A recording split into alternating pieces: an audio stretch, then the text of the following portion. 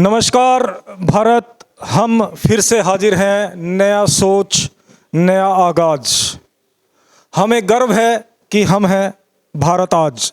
आज की इस एक और कड़ी में आज हमारे साथ जुड़े हैं हरियाणा पशुपालन विभाग के पूर्व महानिदेशक डॉक्टर ओपी छिकारा। उनका और आज का उनकी राजनीति के संदर्भ में क्या है तालमेल, आज करेंगे उनसे बात। सीधी बात, भारत आज पर, हरियाणा आज पर, उत्तर प्रदेश आज, हरियाणा आज, हिमाचल आज, बिहार आज, छत्तीसगढ़ आज। सभी चैनल्स पर हम हैं लाइव। हमें लाइक, शेयर, सब्सक्राइब करते रहना। हम करते हैं हरियाणा पशुपालन विभाग के पूर्व महानिदेशक, आज के नेता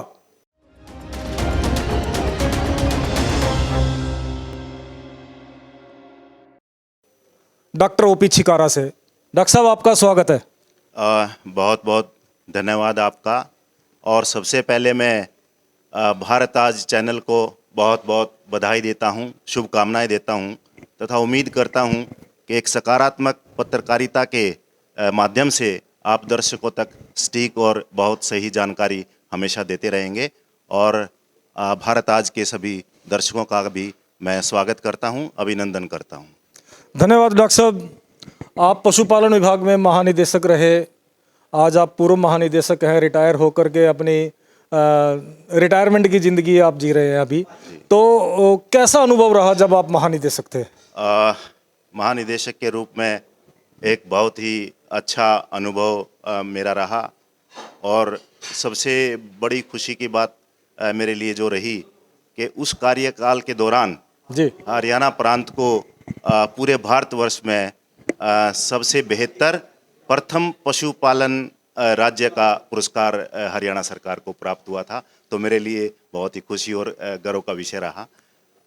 उसके साथ साथ उस दौरान हमने पूरे हरियाणा प्रांत में वेटनरी सर्विसेज डिलीवरी को कैसे स्ट्रॉन्ग किया जाए, कैसे पशुपालक तक विभाग उसके द्वार पर सभी सुविधाएं प्रदान करे, इस बात पे हमने पूरा जोर दिया। और पशु रोग मुक्त हरियाणा बनाने की तरफ हमने एक प्रयास शुरू किया था, और जिसमें काफ़ी हद तक हरियाणा सरकार और विभाग कामयाब रहा था उस मिशन में। यानी कि आपने जो प्रथा शुरू करी थी, पहले तो आपको बधाई, आप हरियाणा को नंबर 1 लेकर आए। हरियाणा को आपने भारतवर्ष में एक नए पायदान पर पहुंचाया आपके क्षेत्र में। तो आप क्या सोचते हैं कि उस समय के और आज के परिप्रेक्ष्य में क्या डेवलपमेंट्स जो है पशुपालकों के लिए विभाग की तरफ से रही होंगी? देखो, उस समय में हमने पशु रोग मुक्त हरियाणा का जो एक सपना एक संजोया था, और जिसको हमने क्रियान्वित भी किया था। पशुओं के जो 2 मुख्य बीमारी हैं, जो रोग हैं, मुंह खुर और गलघोटू, जिससे पशुपालकों को बहुत ही आर्थिक नुकसान होता था। उसके लिए हमने दोनों की एक संयुक्त टीके का प्रयोग सबसे पहले हमने भारत सरकार से परमिशन लेके और हरियाणा के अंदर एक पायलट प्रोजेक्ट के रूप में शुरू किया था, और उसके बहुत ही बेहतरीन नतीजे रहे।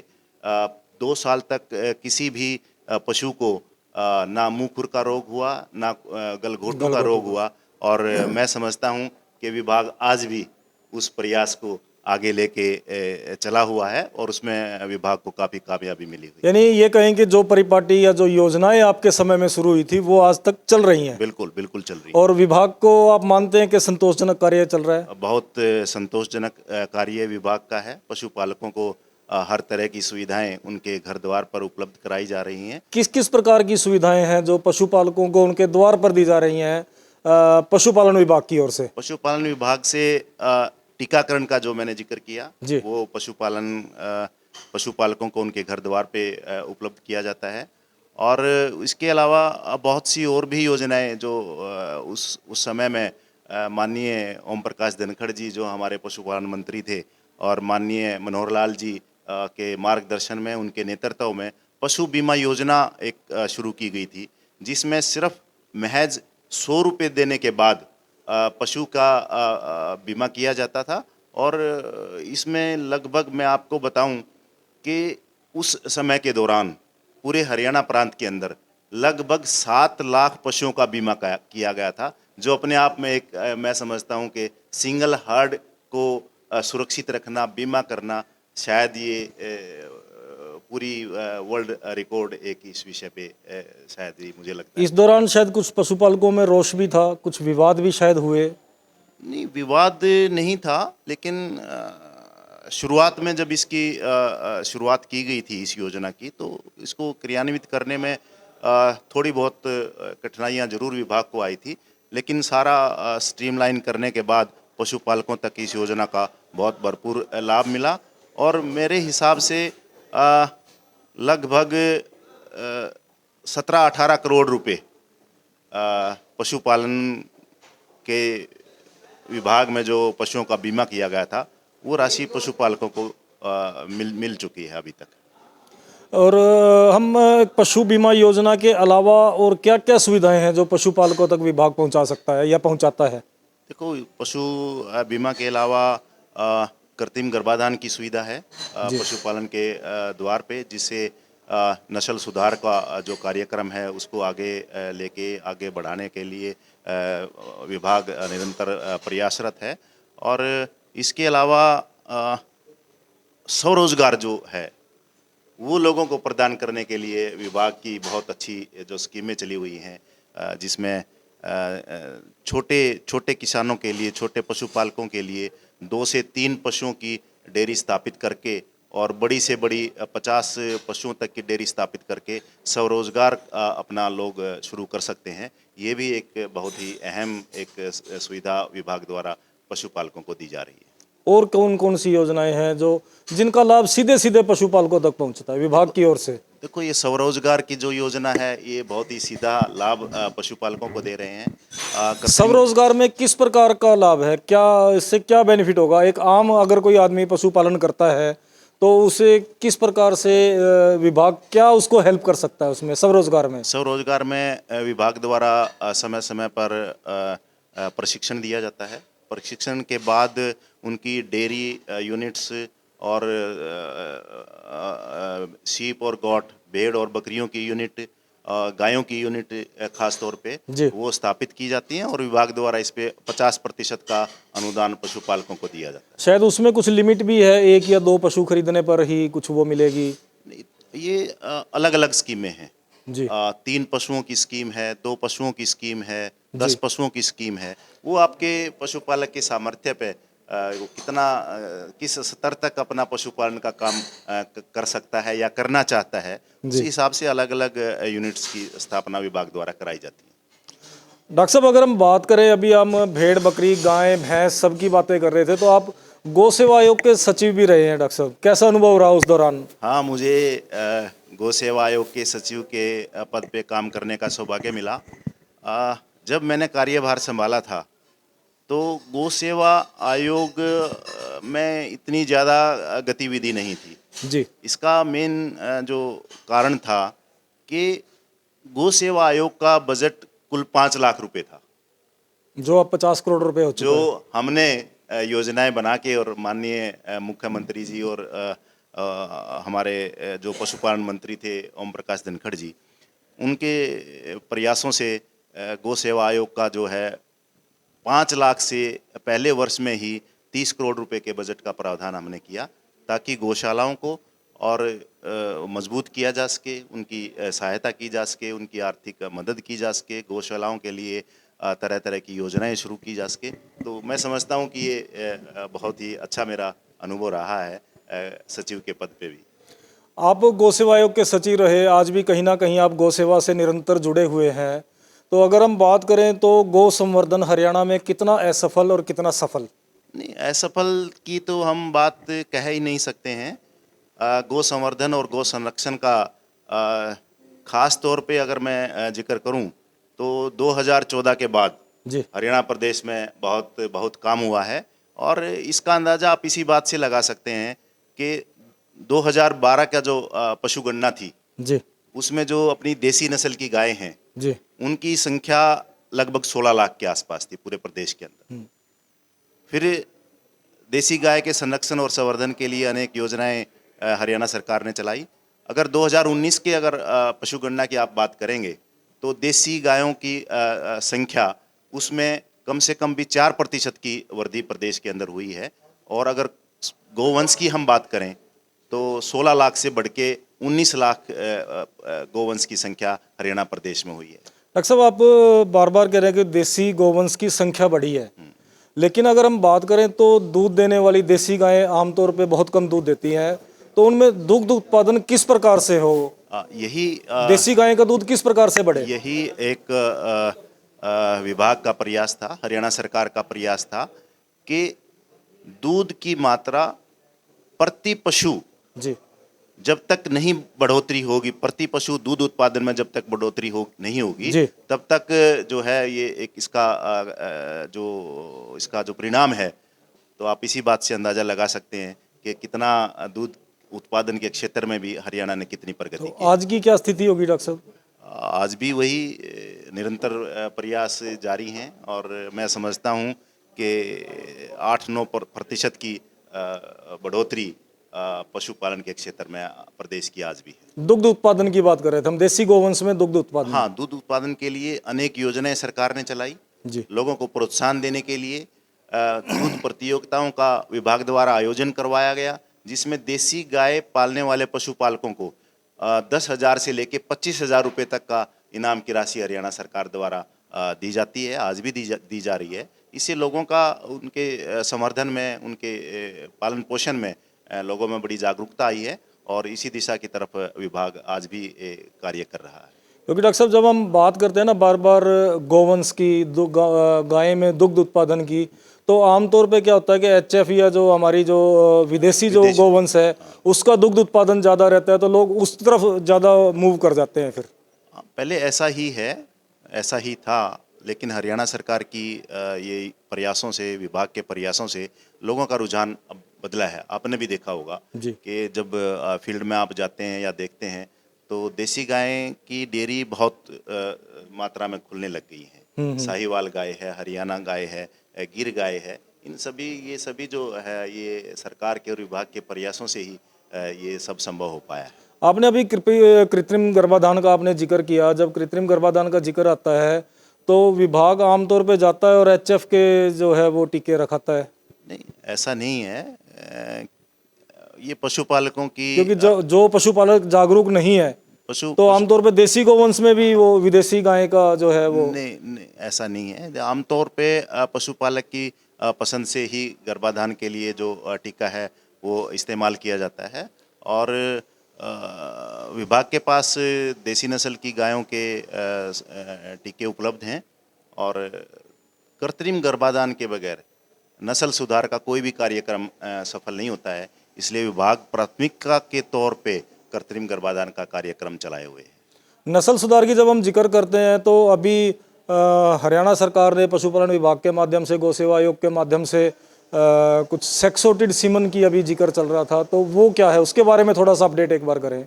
हाँ, सेक्स-सॉर्टेड सीमन का प्रयास भी मेरे कार्यकाल के दौरान ही माननीय ओपी धनखड़ जी जब पशुपालन मंत्री थे तो उनका एक विजन था और उस बात को लेके कि भाई हम ऐसा कोई प्रयास करें कि ताकि सिर्फ बछड़ियां ही गाय से उत्पन्न हों। जी।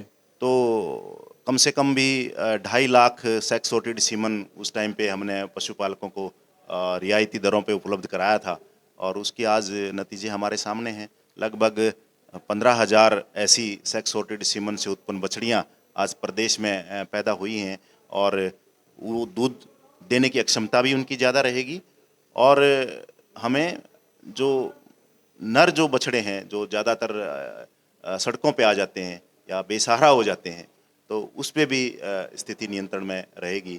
और जहाँ तक सेक्स सॉर्टेड का रिजल्ट की बात है, इसमें लगभग 90% तक बछड़ियाँ ही उत्पन्न होती हैं। 5-10% का कोई एरर इसके अंदर रहता है और हमने ये सफल एक प्रयोग हरियाणा सरकार ने, पशुपालन विभाग ने अपने प्रांत में अगर हम डॉक्टर साहब बात करें इसमें रेशो की, अगर हम 100 इंसेमिनेशन करते हैं तो कितना सक्सेस रेशो रहता है?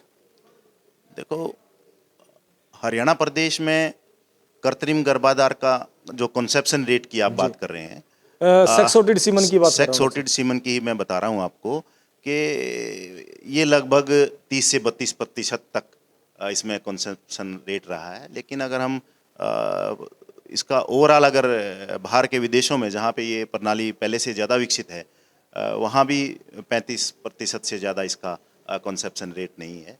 तो इसमें थोड़ा सा कंजप्शन का थोड़ा सा रेट जो है वो जो कन्वेंशनल जो हमारा सीमन है उससे थोड़ा सा कम रहता है। डॉक्टर साहब, हम अपने भारत में क्या है कि हम विदेशी गाय पे ज़्यादा जोर दे रहे हैं, और जबकि विदेशों में आप देखेंगे तो गिरलैंडो टाइप में अपनी जो गिर नस्ल की जो गायें हैं वो ब्राज़ील में जा कर के वो एक रोल मॉडल बन गई हैं वहाँ पे। देखो वहाँ पे अ, हमारे भारत से गिर थारपारकर ब्राज़ील के अंदर जी। बहुत वर्षों पहले वो और इस आज नस्ल हम को लेके और गए आज थे। हम ब्राज़ील में सर्वे करने जाते हैं कि वहाँ पे गौवंश में दुग्ध उत्पादन हाँ, कैसे हो तो रहा है। उन उन लोगों ने वहाँ पे इस अपनी जो भारतीय नस्ल की जो गायें हैं जी। इनका डेवलपमेंट करके और इनकी नस्ल में सुधार करके उन्होंने बहुत ही इसमें एक क्रांतिकारी एक इसमें उपलब्धता हासिल की है। और हम जो है क्रॉस ब्रीडिंग और विदेशी नस्लों के साथ जो उनका इस्तेमाल करके हमने यहाँ पे क्रॉस ब्रीडिंग पैदा की ताकि दूध का उत्पादन बढ़ सके। यानी कि श्वेत क्रांति के नाम पे कहीं ना कहीं जो है वो विदेशी नस्ल भारत में आ गई। वो एक डिबेट का अलग विषय है। जी, चलो हम उस पे आपसे उलझाने की कोशिश नहीं करेंगे। तो हम सीधी सी बात करते हैं कि गौशालाओं को आज के परिप्रेक्ष्य में स्वावलंबी कैसे बनाएं डॉक्टर साहब। देखो जहाँ तक हरियाणा में एक सामाजिक ताने बाने की बात है, जी। तो गौशालाओं का देसी नस्ल की गायों के संवर्धन में एक बहुत बड़ा योगदान है। जी। आज भी अगर आप देखेंगे अपने हरियाणा प्रांत के अंदर लगभग 550 के करीब जो है वो गौशालाएं हमारे गौ सेवा आयोग से पंजीकृत हैं, और उनमें लगभग 4.25 लाख के करीब गोवंश पल रहा है। जी। तो अब विषय ये है कि जब तक इन गौशालाओं को हम स्वावलंबी नहीं बनाएंगे, जी। क्योंकि दान और सरकार की ग्रांट के सहारे ज़्यादा समय तक इनको चला पाना इतना आसान नहीं है। तो अब समय आ गया है कि सभी गौशालाओं को स्वावलंबी बनाया जाए। वो अपने ऐसे प्रोडक्ट लेके आएँ, अपने ऐसे उत्पाद लेके आएँ जिनकी मार्केटिंग बाज़ार में हो। जैसे कि गौमूत्र है, गौमूत्र बनाने का सभी अगर संयंत्र अगर लगाए जाएं, ऑर्गेनिक अपना खाद है, तो इन चीज़ों का एक विषय एक बार विचारणीय है। कुछ हरियाणा गौ सेवा आयोग की तरफ से कुछ संयंत्र गौशालाओं को मुफ्त भी बांटे गए थे या सब्सिडी पे भी दिए गए थे। गौ सेवा आयोग का निरंतर ये प्रयास रहा है कि इन गौशालाओं को स्वावलंबी बनाया जाए। उसके लिए उनके इंफ्रास्ट्रक्चर को स्ट्रॉन्ग करने की पूरी कोशिश आयोग करता रहा है और निरंतर कर रहा है। उसमें ऐसे ऐसे संयंत्र उनको सब्सिडी पे दिए गए, और प्रयास यही है आयोग का भी, विभाग का भी, सरकार का भी, कि सभी गौशालाओं को स्वावलंबी बनाया जाए ताकि उनमें पल रहे गोवंश का ठीक से पालन पोषण हो, और सड़क पे जो बेसहारा जो गोवंश है वो ना रहे। यही एक विषय लेके गौ सेवा आयोग हमेशा प्रयासरत रहा है और आज भी प्रयासरत है। डॉक्टर साहब, आपने बहुत अच्छे तरीके से अपने विभाग की बात करी। अब हम आपकी दूसरी पारी की चर्चा कर लेते हैं, जो आपने अभी जो हाल फिलहाल में दूसरी पारी शुरू की है, क्योंकि आपके हर सवाल के उत्तर में जो है आप माननीय और सम्माननीय शब्द ज़्यादा यूज़ कर रहे हैं। लगता है भाजपा की पाठशाला ज्वाइन कर ली है 2 महीने में ही। बिल्कुल सही कहा आपने। मैंने भारतीय जनता पार्टी की प्राथमिक सदस्यता अभी 2 महीने पहले ग्रहण की है। मनोहर लाल जी और ओम प्रकाश धनखड़ जी की मौजूदगी में। जी जी, बिल्कुल बिल्कुल सही कहा आपने। और मेरा आपने जो सबसे पहले जो प्रश्न किया था कि आफ्टर रिटायरमेंट, जी। तो रिटायरमेंट के बाद मैं एक साधारण कार्यकर्ता के रूप में भारतीय जनता पार्टी के कार्य कर रहा हूं और करता रहूंगा, और अपने प्रोफेशन की बेटरमेंट के लिए, जिसमें मैंने अपने 37 साल जो है इस प्रोफेशन में मैंने काम किया है, उसको आगे फर्दर कैसे बेटरमेंट हो और कैसे पशुपालकों को ज़्यादा से ज़्यादा सुविधाएं इस प्रोफेशन के माध्यम से दी जाएं, यही मेरा अब रिटायरमेंट के बाद प्रयास रहेगा। यानी अधिकारी से नेता बने पशुपालन विभाग के पूर्व महानिदेशक डॉक्टर ओम प्रकाश छिकारा से हमने बात करी, उनके विभाग को लेकर के, पशुपालन विभाग को लेकर के, गौशालाओं से संबंधित बात की, गोवंश से संबंधित बात करी, भेड़ बकरी गाय भैंस से संबंधित बात की, और फिर हमने उनकी दूसरी पारी राजनीति के क्षेत्र में भाग्य आजमा रहे हैं। अब डॉक्टर ओम प्रकाश छिकारा दूसरी पारी में कितने सफल हम चर्चा करेंगे फिर कभी इनके साथ। तब तक जुड़े रहिए। आपका हमारे साथ जुड़ने के लिए बहुत बहुत धन्यवाद, बहुत बहुत आभार। जय भारत। हमें गर्व है क्योंकि हम दिखाते हैं आपको आपकी खबर, क्योंकि हम हैं भारत आज। बहुत बहुत धन्यवाद। धन्यवाद डॉक्टर साहब। धन्यवाद।